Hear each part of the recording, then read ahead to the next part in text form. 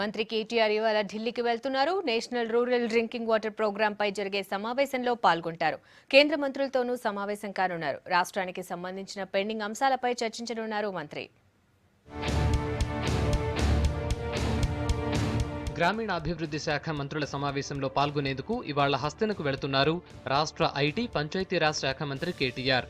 National rural drinking water ప్రోగ్రాంపై జరిగే సమావేశంలో మిషన్ భగీరథ ప్రాజెక్టుపై పవర్ పాయింట్ ప్రెజెంటేషన్ ఇవ్వనున్నారు.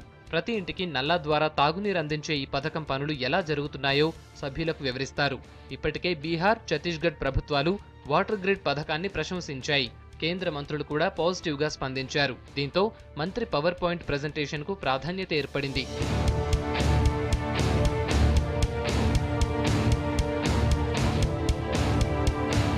పనిలో పనిగా కేంద్ర మంత్రుల్ని కలవనున్నారు కేటీఆర్.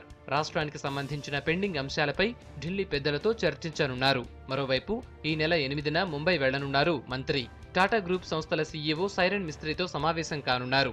రాష్ట్రంలో ఏర్పాటు చేయనున్న పరిశ్రమలు, పెట్టుబడులపై మిస్త్రీతో కేటీఆర్ చర్చలు జరపనున్నారు. 9న సూరజ్ ఖుండ్లో జరుగుతున్న హస్తకళల ప్రదర్శనలో పాల్గొననున్నారు.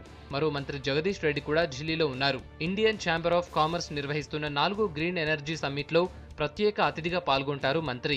విద్యుత్ ప్రాజెక్టుల ప్రణాళికతో పాటు ఇంధన వినియోగంలో ప్రభుత్వ నిర్ణయాలపై మాట్లాడతారు.